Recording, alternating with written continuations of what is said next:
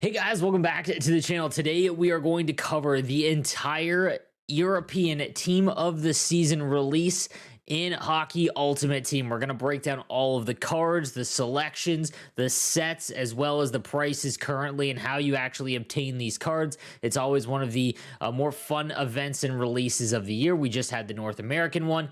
So today we are going to break down the entire European event. Guys, before we get into that, I want to mention a new sponsor of mine, BetWarrior. If you guys are over the age of 18 and reside in Canada, check out BetWarriors. It's one of the best sites I've used to bet on sports. I mean, and specifically hockey. I've had a fantastic time on the site. The withdrawal and deposit process is by far the best that I've used. So check out BetWarrior. And again, the link is down below in the description if you want to get in on the action. All right, guys, let's get into the content. Just like always, we'll start in reverse for the Team of the Season release. We'll start with the 90 overall, 5'6" Joe Whitney. All right, so 4 to Heart and Soul, 2 to Wingman, and 2 to Speedster. Honestly, when you combine all the synergies, this is a half-decent card. I wish it was anything other than Heart and Soul, as face-offs really don't apply to him at all. But with Barrage and Distributor and Spark, you've got a pretty good card here. And I know that he's only 5'6", but again, we've seen Howie Morenz really be useful in this game.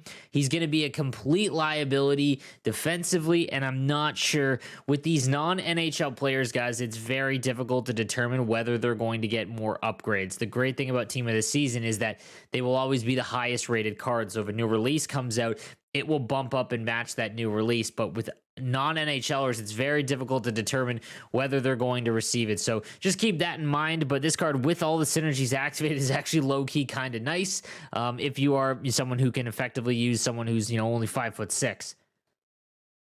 Then we've got the 90 overall Peter Mueller, and it feels like, man, so long ago. I remember him being a really highly touted prospect. But again, 4 to Heart and Soul, 2 to Speedster, 2 to Gladiator. With Heart and Soul activated, he's got 90 face-offs, but I'm not a huge fan of this card. Just at this stage of the game, anyone that's got under 90 speed and acceleration, it's just tough to use and keep up with everything that's out there. That being said, he does play center, so it's not a huge, a huge loss, but only 88 defensive awareness, and that's with Gladiator activated, is really, really good defensively in terms of the fact that he's 6'2" and 95 body checking. But I just think that there are better options, and if I packed him, I would try and sell him immediately. Then we've got the 90 Dragon Umashevik, I'm going to say, with 4 to Swarm, 2 to Howitzer, 2 to Passing Playmaker. Again, same kind of situation. So he can get up to 92 speed, 92 speed, 92 acceleration with Howitzer and Passing Playmaker active. If you have Barrage as well, he's got a 99 overall slap shot, is a little bit bigger as well. So this is, again, a usable card. It's just when it comes to the cost, he isn't guaranteed to get an upgrade anytime soon. They usually go out of their way to try and give these guys an upgrade at least once a month, but it's not guaranteed. So I don't really want to recommend these. Although at a cheap enough price, he's not a bad card for sure. Next up, we've got the 90 Ati Oxenen, 6'3" with 4 to Distributor, 2 to Wingman, 2 to Shutdown. Hard pass all the way around. 84 speed with 86 acceleration with Spark. I don't care if he's got 99 everything else, guys. You're just not going to be able to use that effectively. You can play him at center because he does have 92 faceoffs and he is big, but if you thought that Eric Lindros, the blockbuster card, was sluggish, this is going to be absolutely nuts. So hard pass there. Then we've got the 90 Merrick Rivik with 4 to Barrage, 2 to Speedster, 2 to Magician. Not a bad card now. So does have 95 speed with Distributor. Acceleration can get to 92. If you can get Barrage activated, does have a respectable slap shot as well. And his hand stats, deking, and puck control with synergies can get up pretty high. Only 85 body checking, but he is 6'1", and 90 stick checking is pretty good as well. You could do worse than him. The synergies will help out in terms of activating Barrage and Speedster. So he's not an awful card by any means. And again, it's just hard to guarantee if he's going to get upgrades. Then we've got the 90 Sven Andrighetto, 5'10" with 4 to Balance, Light the Lamp, and Wingman.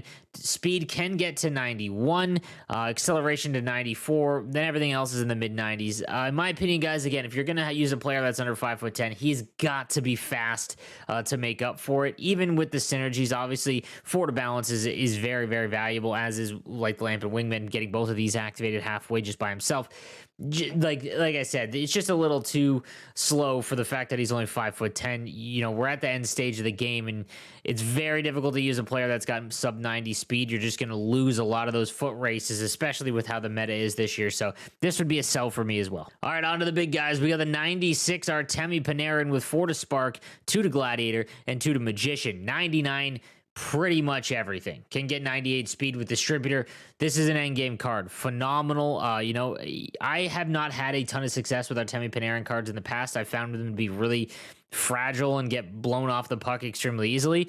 But regardless, this is 99 everything in the game, and that has a ton of value, obviously. Even the body checking up to 95. You know, Cale Makar is 5'11", and his body checking is insane, and he's got, you know, up there in the high 90s for body checking. So this is definitely a phenomenal card, and if you pack him or get him, I'd probably just keep him because he's going to be one of the best for the remainder of the year. Then we've got the 94 Alexander Barkov with 4 to Heart and Soul, 2 to Shutdown, and 2 to Workhorse. I mean, it's tough. So like I said, you know, at center, you can get away with not having the fastest guys, but 88 speed with 92 acceleration. He's got basically 99 everything else and elite size. It's just, I think there's going to be a type of player that can use him. If you give up a lot of 2-on-1s or odd man rushes, things like that, it's going to be awfully tough to actually use him. So, man, I wish he got Speedster. I honestly do. I think that they're being a little safe with this one, but giving him Workhorse does make everything, his acceleration pretty respectable at 92 overall. But everything else is phenomenal. I think that it's just, if you play a very safe style, that is what you'd have to do to use this Alexander Barkov well. Then we've got the 92 Pavel Buchnevich with 4 to Swarm, 2 to Passing Playmaker, and 2 to Gladiator. So Buchnevich getting 1 with 92 speed with Distributor, 93 acceleration, which is okay. And then, you know, if you get these two synergies activated, he's got a 99 overall slap shot, mid-90s wrist shot. Not bad. Like, this is the definition of just not bad. He does have the potential chance to get more cards before. The one thing I'll say is that teams that don't make the playoffs that are in the lower 90s, same kind of situation as the European players, not really guaranteed to get upgrades, so you got to be careful there. Sorry, Rangers fans.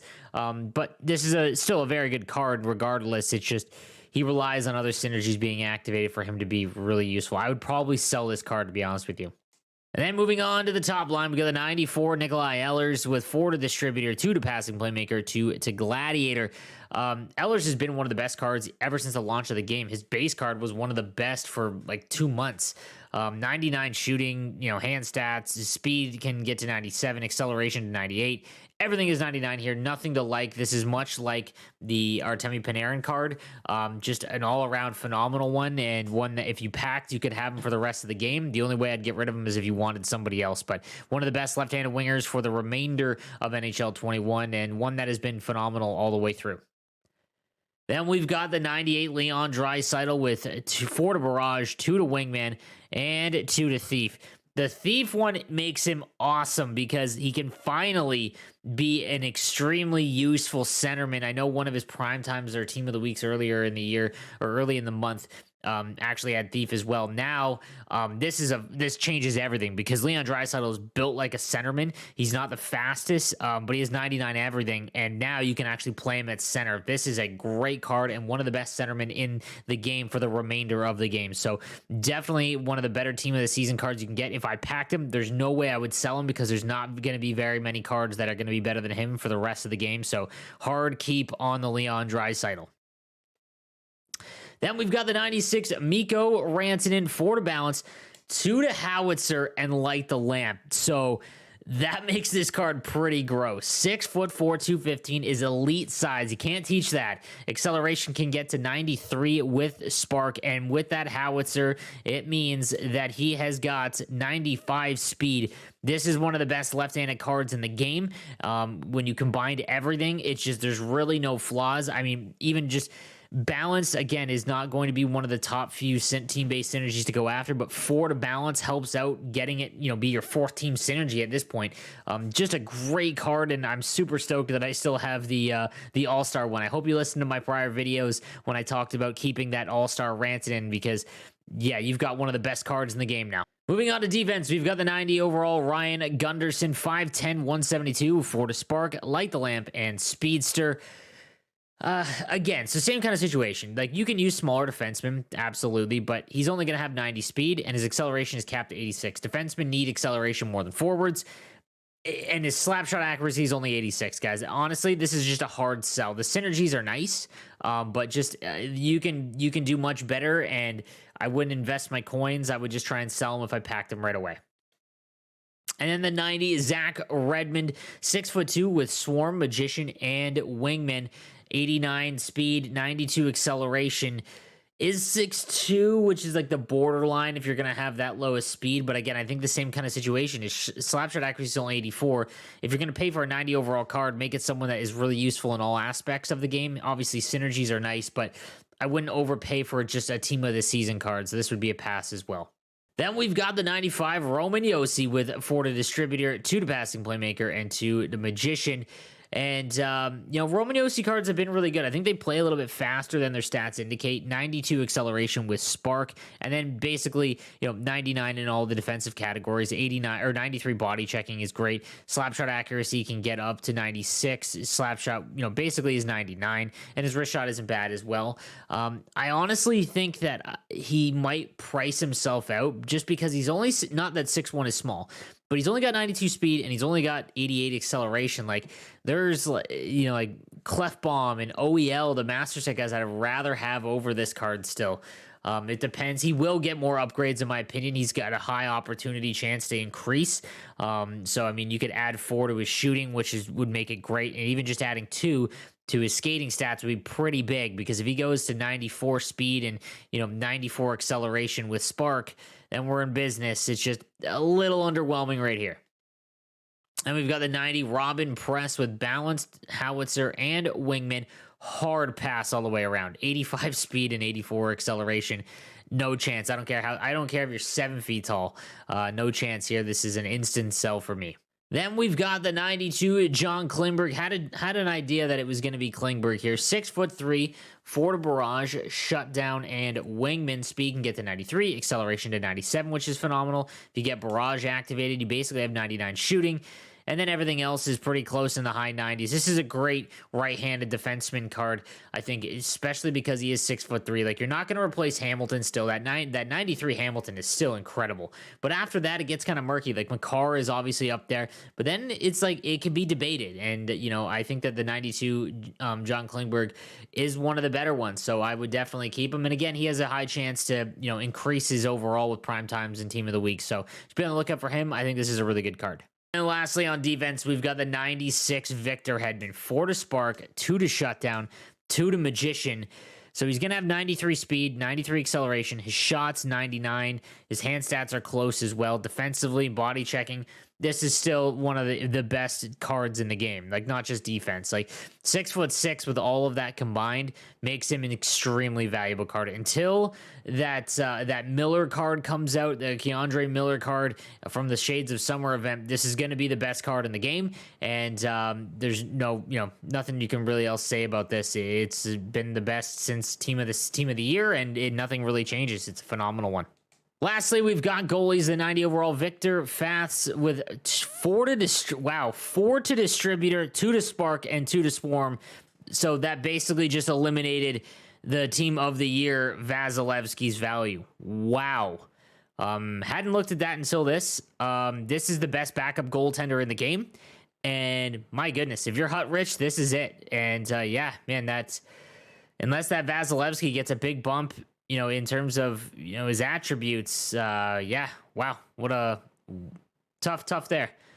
Then we've got the 90 overall Kevin Lankinen, 6'2", with 4 to Balance, 2 to Barrage, 2 to Distributor. Really nice splits here. 96 glove high, and 68 aggression. I'm curious. Again, I don't try out a ton of goaltenders, but this would be curious to try out. And again, with all of these synergies, this is a ton, and these cards are definitely valuable because, again, it just helps out getting so many synergies. But yeah, and that Victor Fast now become the best goaltender, the backup goalie in the game. And then lastly, we've got the 92 Gabriel Landeskog. He is the daily release here for the European team of the season. 4 to Heart and Soul, 2 to Speedster, 2 to Thief. That makes him a center. Valuable enough that center. If you get both of those synergies activated, get some 93 faceoffs. Speed can get to 94. Acceleration only 91. I'm not going to lie. Gabriel Landeskog cards have just been super bland ever since he's come into Hockey Ultimate Team. And this really doesn't change much. So, it's nothing crazy here. Obviously, if you're an Avs fan, that changes things. But there's probably better options to go after than the Gabriel Landeskog cards. So guys, moving on to the sets, I do need to mention that the North American Team of the Season sets are still here. They haven't gone away, so just keep that in mind.